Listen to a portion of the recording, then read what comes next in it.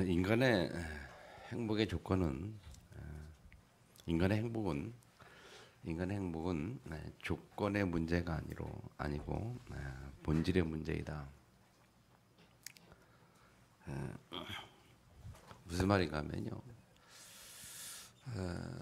많은 사람들이 행복의 조건을 찾을 때, 행복이라고 말할 때 조건이 갖추어져야 행복하지 않냐라고 생각을 하죠. 쉽게 말하면 건강이 없는 사람이 정말 병만 났으면 정말 행복하겠다 그렇게 생각을 합니다. 돈이 없으면 정말 돈만 있다면 행복할 텐데 그렇게 얘기를 많이 하죠. 근데 사실 엄밀하게 보면 행복은 조건의 문제가 아니라 본질의 문제입니다. 다시 말하면 본질적인 것이 바뀌어야 돼요. 또 다른 말로 말하면 본질의 문제를 또 다른 말로 말하면 존재의 문제다. 존재. 나의 존재, 삶의 실존의 문제를 깨닫는 것이 행복의 조건이 아닐까 생각합니다. 이 본질의 문제는 그래서 우리가 본질을 바꿔가야 되는데 이 본질의 문제는 존재의 문제로 말할 때 본질의 문제로 말할 때 이것은 영적인 것이지 않냐, 보이지 않는 것이 아니냐, 보이지 않는 것이다 이렇게 볼 수 있어요. 조건의 문제로 할 때는 보이는 것이 있습니다만은 근데 본질의 문제, 존재의 문제로 할 때는 보이지 않는 것이죠. 그 영적인 것이라고 볼 때 그래서 우리는 본질을 바꿔가야 하는 것이 중요한 겁니다. 하나님의 자녀인 우리가 본질을 바꿔가는 것 그것이 굉장히 중요한 문제거든요.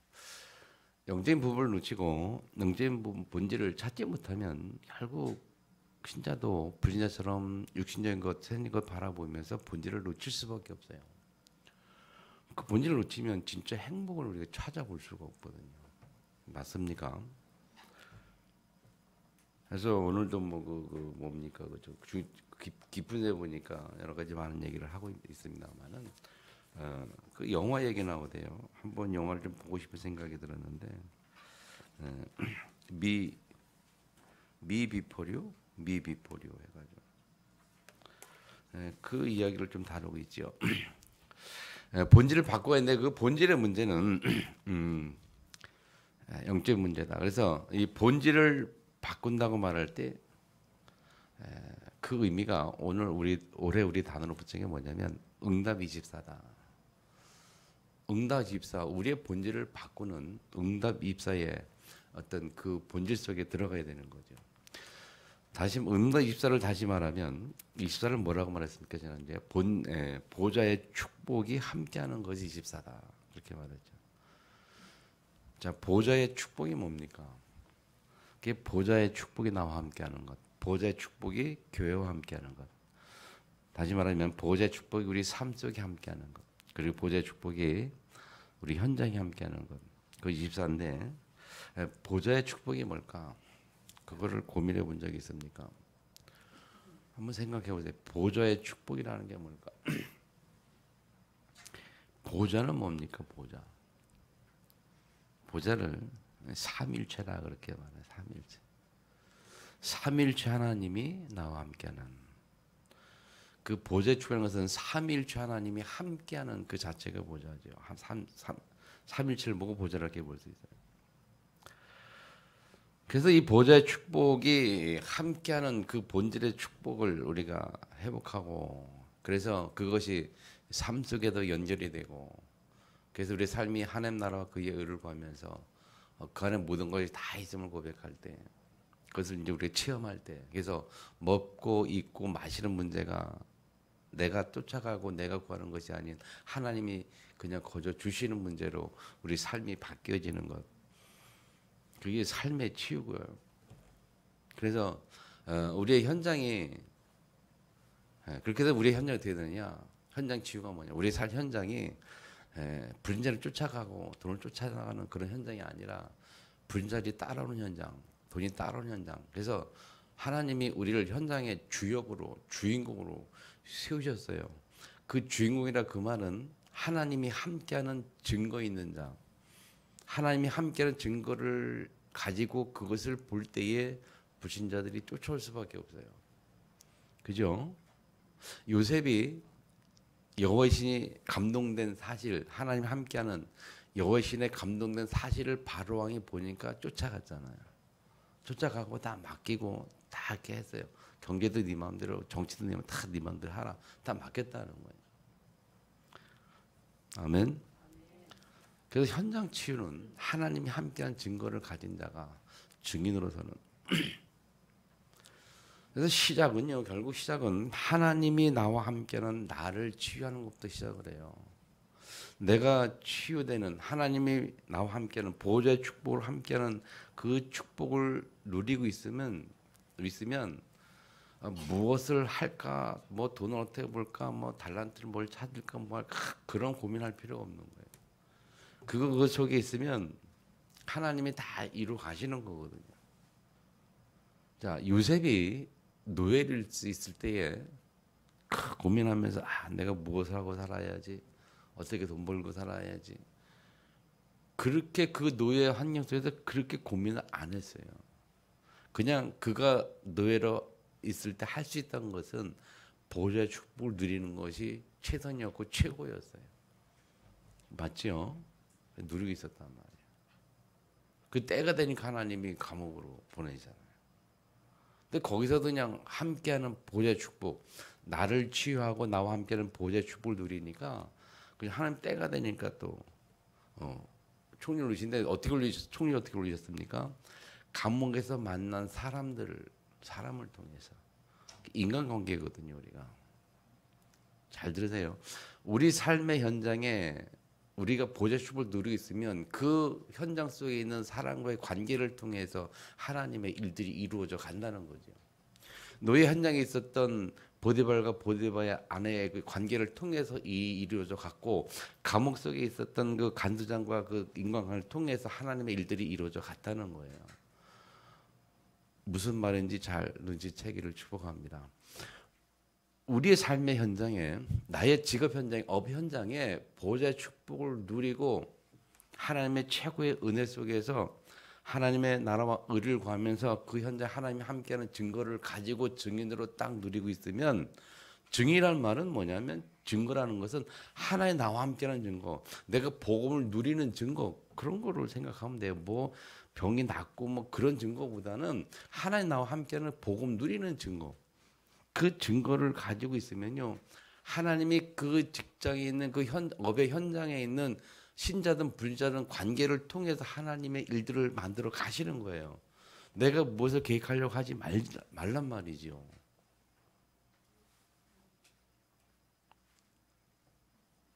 이게 우리가 이 사실이 잘 안 되면 자꾸 무슨 하면서 자꾸 내가 계획을 하려고 그래요.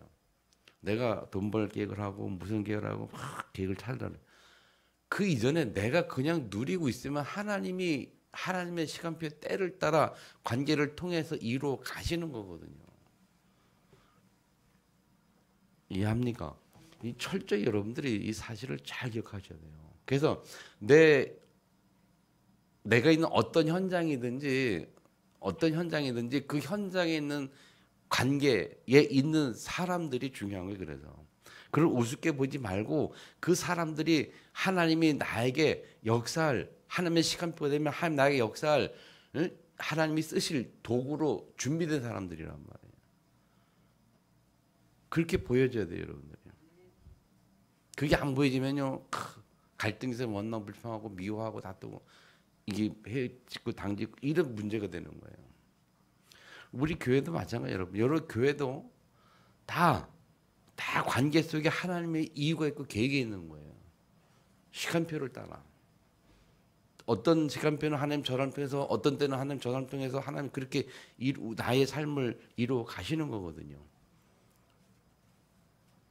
무슨 말 아십니까?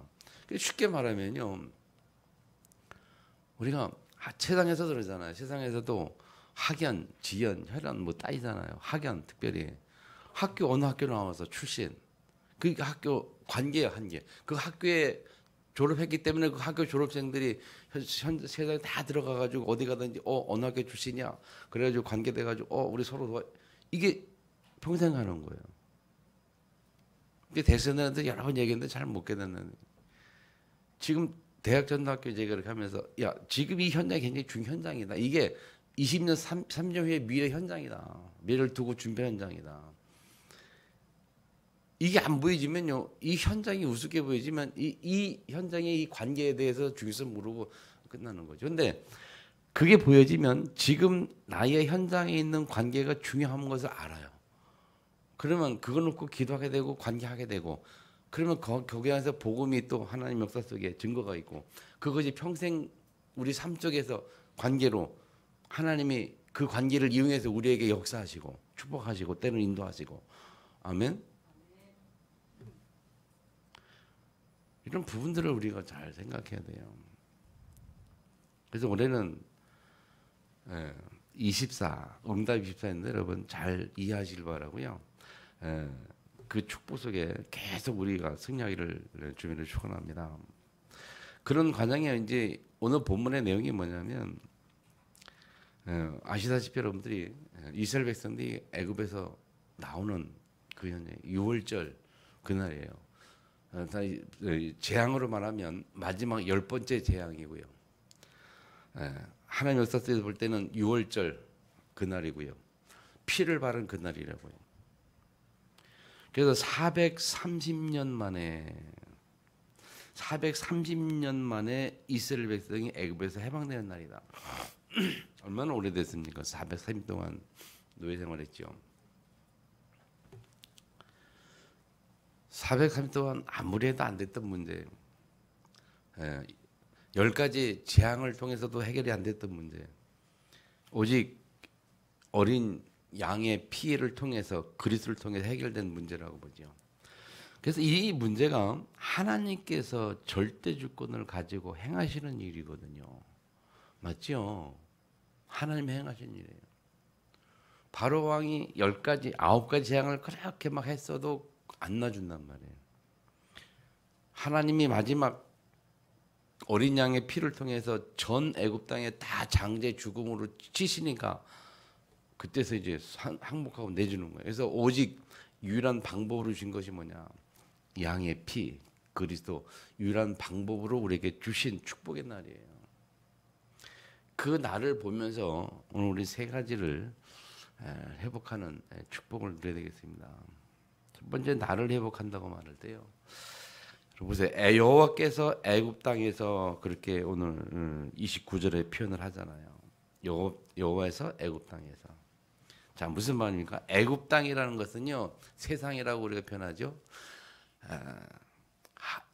이 공중 권세를 잡은 게 사단이지만, 세상의 공중 권세를 잡은 게 사단이지만, 그 사단이 공중 권세 잡은 이 세상을 하나님이 주권 가운데 있다는 거예요. 하나님이 주관하고 있다는 거예요.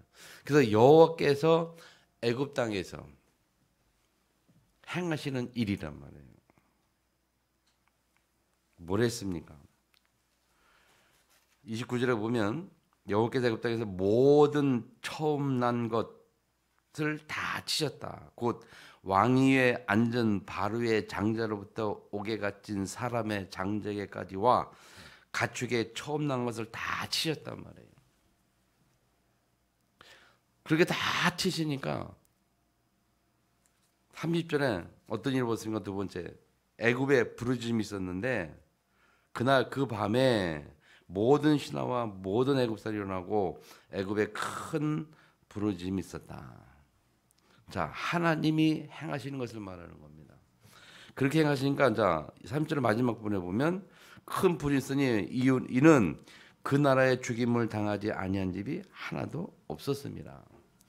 하나님이 마음 먹고 한번 딱 역사하시니까 온 애굽 땅에 한 사람도 그리고 동물고 가축까지도 다 당하지 않은 사람이 없고 부르짖음이 없는 사람이 없고 없는 곳이 없었어요. 하나님 한번 하시니까. 자, 하나님은 지금도 절대적인 힘을 가지고 절대 주권을 가지고 세상을 주관하고 있습니다. 하나님이 한 번 치시면 세상은 살아남을 길이 없어요. 아멘. 그걸 우리가 잘 알지만 아는 걸 끝나지 말고 인식을 해야 돼. 인식을 생각을 해야 돼. 내 마음속에 담고 있어야죠. 자, 지금 전국에 전 세계에 코로나 시대 와가지고요. 그 바이러스 하나 가지고 전 세계 난리 났어요. 그 바이러스를 누가 만들었을까요? 누가 그렇게 행하게 했을까요? 누가 그렇게 바이러스를 퍼뜨렸을까요? 그것도 하나님 허락하에 있는 거 아니겠습니까? 맞습니까? 아멘? 아멘이 안 되시나? 안 맞는가 보네. 하나님 안 하셨나요?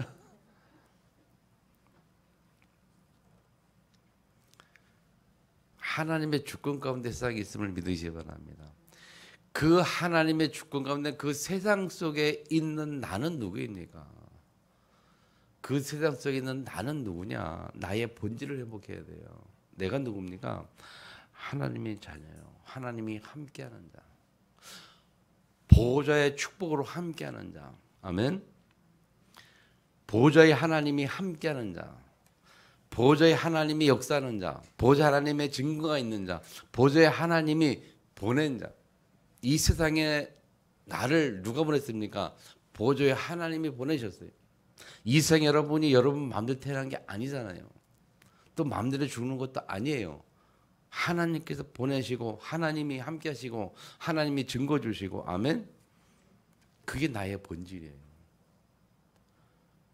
보호자의 축복이 함께하는 나. 그 말은 보호자 뭡니까? 하나님이 예수님이 성령님이 삼일체 그 하나님이 나와 함께하는.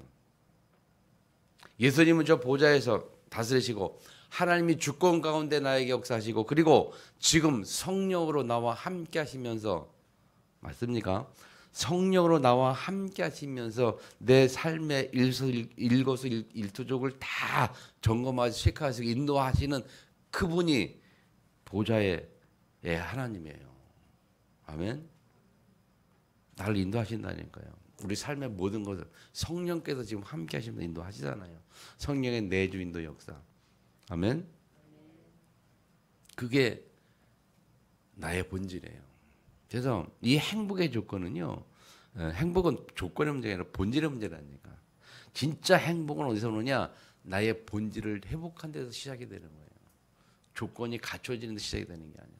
아멘.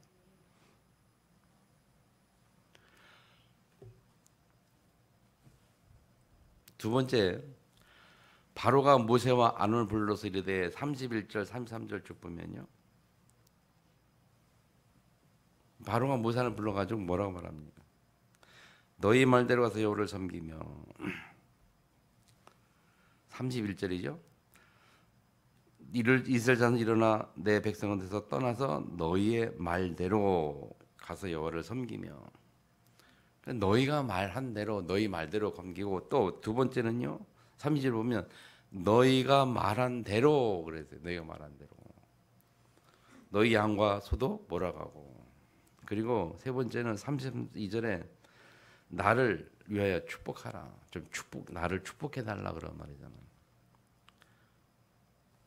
여러분 이 삶 치유인데요. 우리가 세상을 살아가면서 우리가 어떻게 우리의 삶이 치유되느냐? 보호자의 축복이 나와 함께하는 나를 회복하면 그 다음에 따라오는 게 삶이 치유가 되는데 우리 삶이 경제가 회복이 돼요. 그래서 우리 본부 원더미스터리 2강의 주 내용이 뭡니까? 경제 회복이야. 경제 회복. 교회 치유의 첫 번째 경제 회복이었단 말이에요. 사도행 1장 3절 8절 가지고 기도해서 탁 회복이 되면 경제 회복이 돼요. 사도행 2장에 성령이 역사에서 함께해서 본질 회복이 되면 그 다음에 경제가 따라와요. 아멘. 경제 회복이 되니까 치유가 되어지고 서밋이 나오고 다 나오는 거거든요. 경제 회복이 돼요.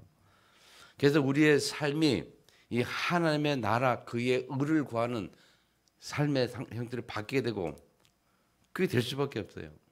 그래서 여러 번 얘기했잖아요. 그의 나라와 그의 의를 구하라. 그러면 너에게 더하시리라. 언제 우리가 경제 회복됩니까? 하나님의 나라와 그의 의를 구할 때에. 아멘. 하나님이 우리에게 주시는 경제는요, 딱 이유가 뭡니까? 세계 보험하라고 주는 거 아닙니까? 그렇게 여러분이 깨달으면 잘 깨닫는 거예요. 하나님 내게 경제를 주실 이유가 뭘까? 나 잘 살고 잘 몰아줄까? 아니요, 세계 보험하라고 주시는 거예요. 그럼 거꾸로 내가 경제복이 안 된다는 말은 무슨 말일까요? 거꾸로 말하면 결국 세계복음의 의미를 잘 못 깨닫다는 거 아니에요. 세계복음의 의미를 깨닫고 원장이 잡혀져 하나님 경제에 주실 건데 또 거꾸로 물론 어떤 사람은 경제복을 세계복음 못 깨닫는 경제복 받는 사람도 있어요. 근데 난 그런 사람들 결코 그렇게 좋은 것 같지는 않은 것 같아요.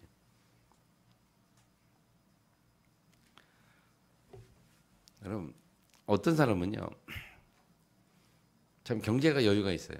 그러니까 크리스찬인데 예수 믿는데 뭐 나름대로 뭐 복음도 뭐 받고 뭐 천국하고 뭐 확신도 있고 그런데 경제가 여유가 있어요.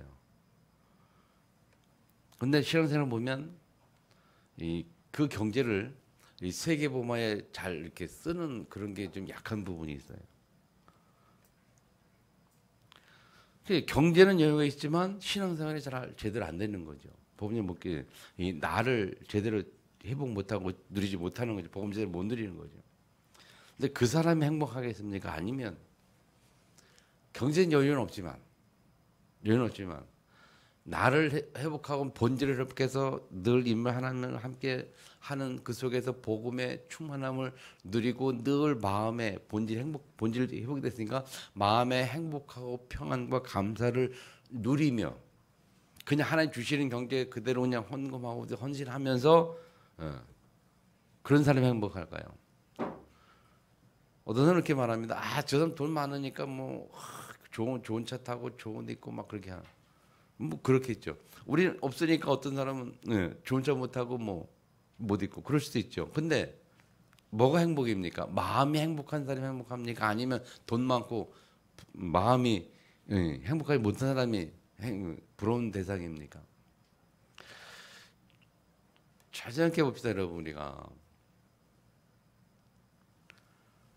저는 개인적으로 그렇습니다, 여러분. 돈이 많은데 경제 여유 있는데 하나님 앞에 헌신 못하고 자기가 가지고 살고 있고 누리고 있다. 물론 좋아요. 근데 저는 그게 그렇게 저는 개인적으로 부럽지가 않아요.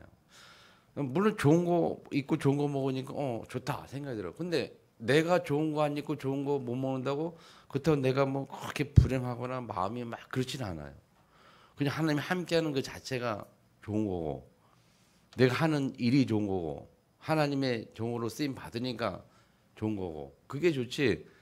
잘 먹고 잘 사는 거 그래서 하나님의 일을 모르고 전도 선교를 모르고 그 일에 쓰임 못 받는 거 그게 더 불행하지 않냐.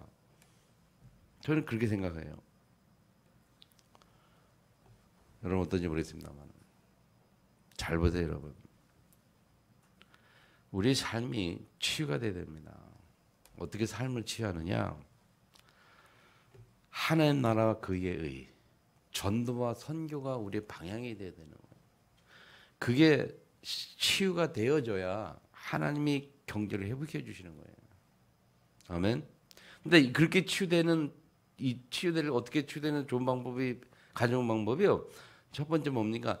나를 치유하면 돼. 내가 보좌의 축복으로 함께하고 그 복음 속에서 복음의 충만함 속에 하나님이 함께하는 임만의 그 비밀을 누리면 누릴수록 우리는 그렇게 바뀌어갈 수밖에 없어요.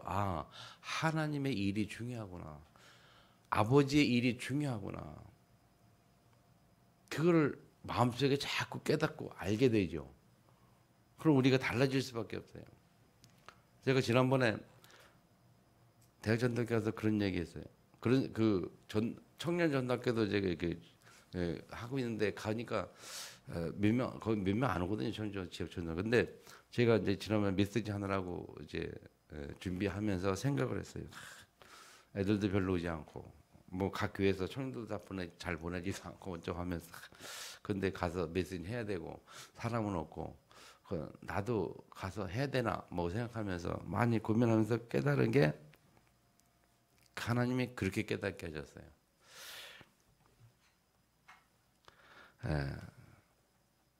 하나님의 일이 뭐냐? 하나님의 일.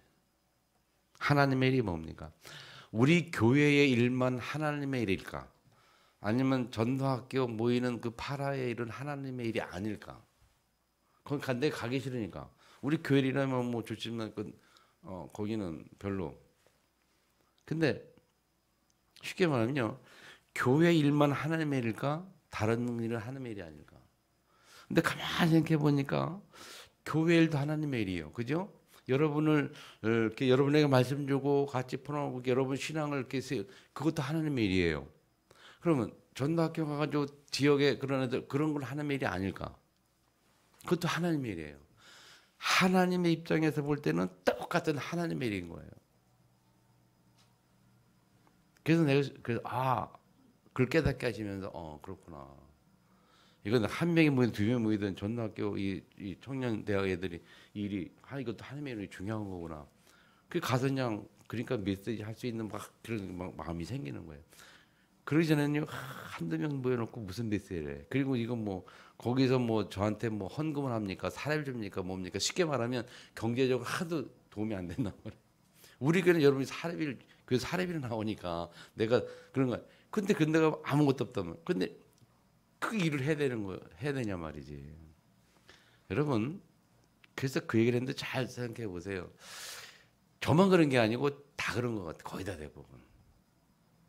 목회자들도 그렇고 평인들도 보면 교회 일은 중요하고 다른 일 아니요. 또 더 나가서 여러분 삶의 일은 여러분 개인의 업의 일, 생업, 여러분 가정의 일은 중요하고 교회 일은 덜 중요하고. 자, 그 중요하다는 의미를 볼 때 뭐냐면요. 우선순위 문제거든요. 사람은 우선순위는 어디다 두느냐? 중요한 일에 우선순위를 둬요. 두 가지 일이 있을 때 어느 선택하느냐? 중요한 일에 선택을 해요.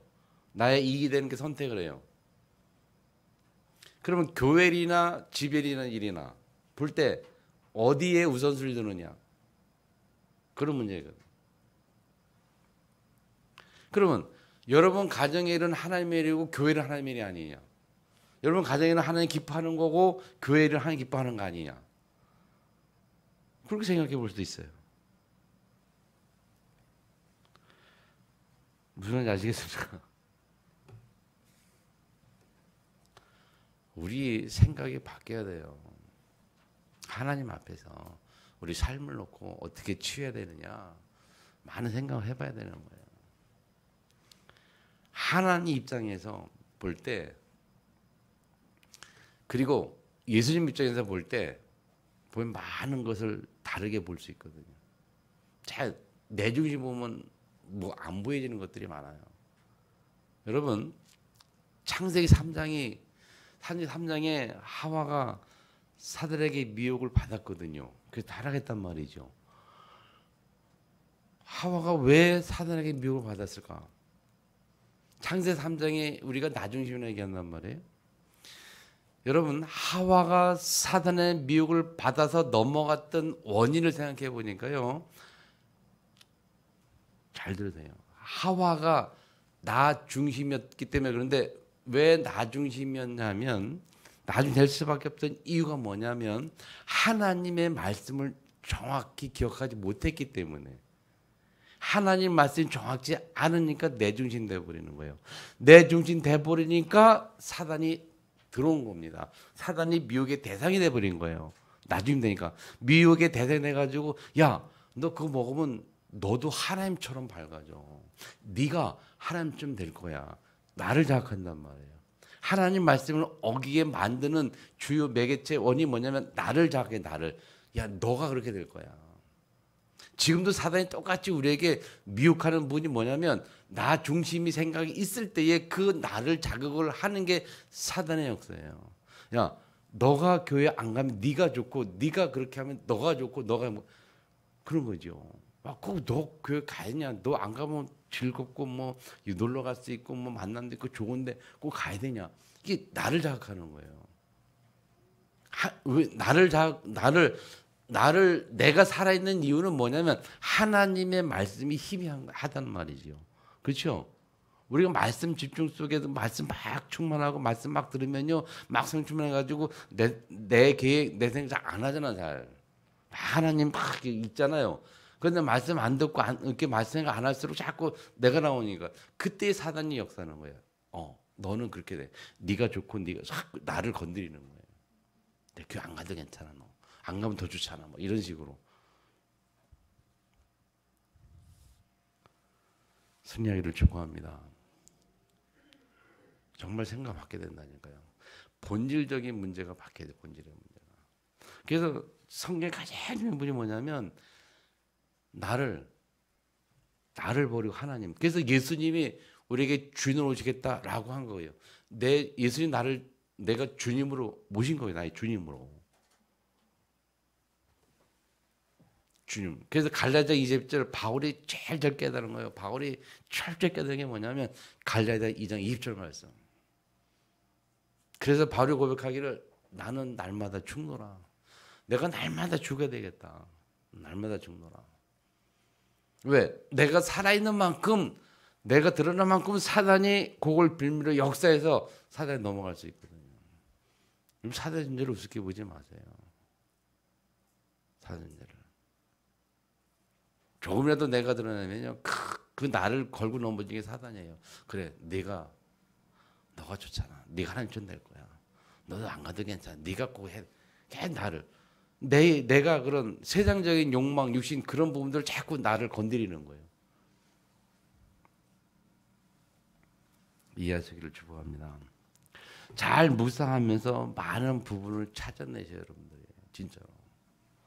본질을 바꿔, 삶의 본질을 바꿔야 된다니까. 우리 삶의 본질은요, 하나님이 주인이고 예수님이 주인이고 그 나라와 그의 나라를 구하는 게 삶의 본질이에요, 우리가. 아멘. 이걸 놓쳐버리니까 사단이 미혹받는 거예요. 야, 그러니까 너 아이고 돈 좀 잘 쌓아야지, 많이 벌어야지. 네가 공부해야 되냐, 뭐 이렇게 해가지고 자꾸.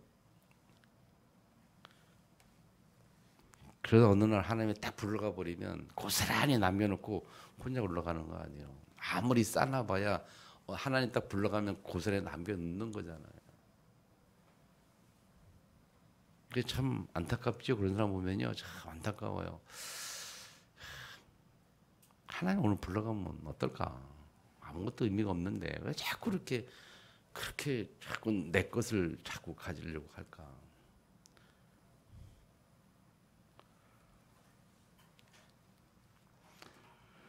자, 세 번째, 현장 치유, 현장을 회복해야 됩니다. 현장을 치유해야 됩니다.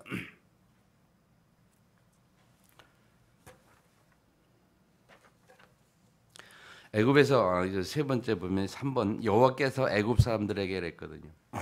30절 30절에 보면 여호와께서 애굽 사람들에게 36절에 타이틀이 여호와께서 애굽 사람들에게, 하나님이 세상 사람들에게, 그렇게 하나님이 세상 사람들에게. 자, 그렇게 하니까 보세요. 자, 애굽 사람들에게 은과 은금 패물과 의복을 구하며 35절에 누가요? 모세 말대로 하여 이스라엘 사람들이 애굽 사람들에게 그렇게 구했다는 얘기죠.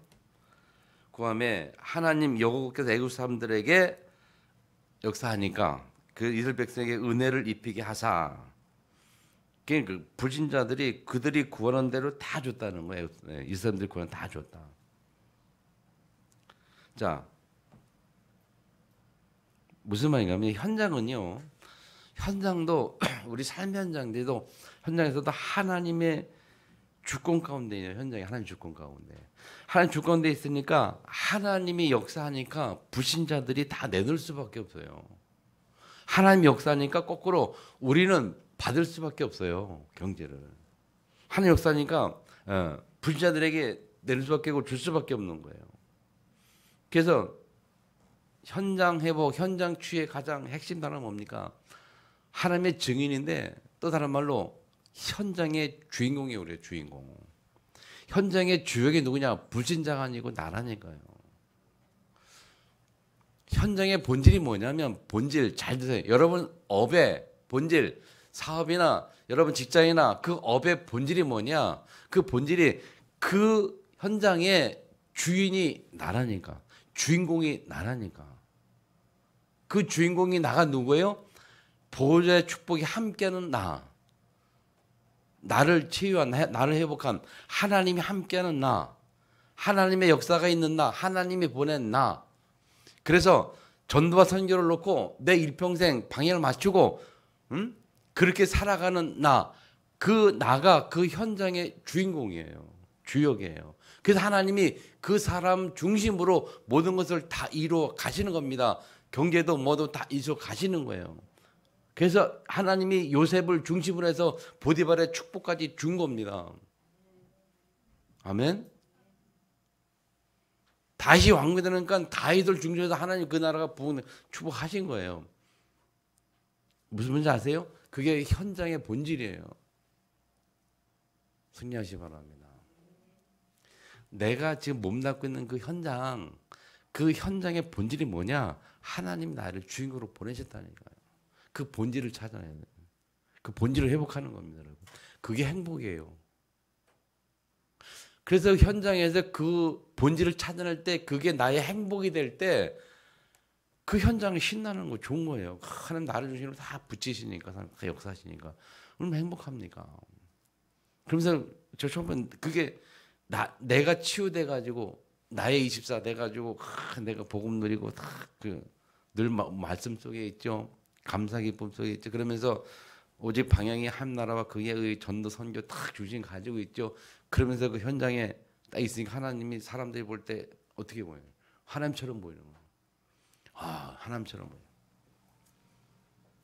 그러니까 하나님처럼 보이니까 주인공이 될 수밖에 없고 줄 수밖에 없고 미룰 수밖에 없고. 아멘. 이 본질을 회복하기를 주님은 축원합니다. 자, 행복은 따라합시다. 행복은 조건의 문제가 아니라 본질의 문제이다. 그래서 여러분 따라합시다. 나의 본질을 바꿔라. 두 번째, 삶의 본질을 바꿔라. 세 번째, 현장의 본질을 바꿔라. 바꿔야 돼요. 나의 본질을 바꾸는 게 뭡니까? 하나님이 나와 함께하고 그리스도 모든 문제 해결한 예수가 그리스도 그 그리스도가 나와 함께해서 모든 해결을 받은 자 그게 나의 본질이에요. 그리고 지금도 성령께서 함께 하시면서 때로는 지혜가 부족한 지혜 주시고 인도하시는 그 자체가 나의 본질이에요. 그 본질 나를 바꿔야 돼요. 두 번째 삶의 본질이 뭐냐? 하나님의 의, 전도 선교 이것이 전부 다 라는 믿음을 갖는 거예요. 믿음. 삶의 본질은 믿음이었죠. 믿음으로 우리의 본질을 바꿔야 되는데 우리가 무슨 믿음을 가지고 살아야 합니까? 하나님 나라 그의 의를 구하는 것이 우리의 최고의 목적 이유고 방법이 거기에 다 있어야 돼요. 하나님 나라를 위해서. 그게 우리의 본질이 제대로 바뀌는 거예요. 세 번째, 현장의 본질을 어떻게 바뀌어야 되냐? 현장의 본질을 바꾸는 그 현장의 주역이 나요. 그리고 현장의 증인으로 서는 거예요. 현장의 증인으로 그 현장의 주역이 되는 그것이 우리 현장의 본질이에요. 그럼 우리가 이것을 놓고 진짜 기도해야 돼요. 하나님. 맞다 인정된다면 우리가 어떻게 기도해야 될 거 아닙니까? 기도해서 우리가 진짜 실제로 증거를 가지고 세상을 종목하는 그 속에 있어야 되잖아요. 증거가 있습니까? 있잖아요, 여러분. 역사 속에 성경 속에 역사 속에 증거가 많잖아요. 사실이 있잖아요. 요셉이 그랬고 일곱 렘넌트가 성경의 증인으로 나와 있고 역사적인 많은 인물들이 이 증인으로 우리에게 남겨져 있단 말이죠. 본질을 바꿔서 실제로 그들의 인생에 하나님이 어떻게 역사했는지 우리에게 남겨지고 있잖아요. 그러면 우리가 정말 생각해서 우리의 남은 인생도 진짜 본질을 회복하자. 아멘. 승리자들을 축복합니다. 진짜 기억하세요. 아멘. 그래서 나와 함께하는 존재에 대한 참이에 뭡니까? 나와 함께 존재는 뭡니까? 이 존재는 이 보좌의 축복으로 함께하는. 그래서 이 존재 쉽게 말하면 존재는 하나님, 그리스도, 성령. 이 나와 함께하는 하나님, 나와 함께하는 그리스도, 나와 함께하는 성령에 대한 참 이해, 진짜 이해하시 바라고요. 그리고 그 존재에 대한 믿음. 여러분 하나님 어떻게 믿습니까? 그리스도를 어떻게 믿습니까? 성령을 어떻게 믿습니까? 진짜 맞습니까, 여러분? 그렇다면 우리의 변화가 올 수밖에 없어요. 실제 이해하고 실제 믿으면요, 변화는 당연히 될 수밖에 없는. 내가 변화되면 당연히 될 수밖에 없고, 내가 변화가 되면 당연히 현장에 하나님의 축복이 역사가 따를 수밖에 없고, 그 말은 세상의 경제도 세상의 축복도 회복이 되는 그 주인공이 될 수밖에 없는 거예요. 아멘. 그래서 오늘 잘 기억하세요, 여러분. 본질을 바꾸세요. 조건의 문제가 아니라 뭐라고요? 본질의 문제예요. 행복의 이유가. 내가 뭐가 없어서 내가 몸이 안 좋고 없고 뭐 그래서 불행한 게 아니고요. 여러분 본질이 회복이 안 돼서 불행한 거예요. 아멘. 본질 회복되면 상관없어요. 여러분 본질 회복되면 그렇잖아요. 본질 회복되면요, 내가 건강 암이 걸려도 상관없어. 본질 회복되면 돈 하나도 없어도 상관없어. 본질 회복되면 세상 거 다 필요 없어. 그냥 행복해. 본질 회복되면. 그럼 하나님이 그다음에 그냥 줄 수밖에 없어요. 세상 것들. 아멘. 줘도 상관없고 안 줘도 상관없고 본질이 회복되면. 아멘. 그 축복을 그래서 올 한 해 승리하기를 주님의 축원합니다. 주신 말씀 붙들고 우리 같이 한번 주에게 맞춰서 통성으로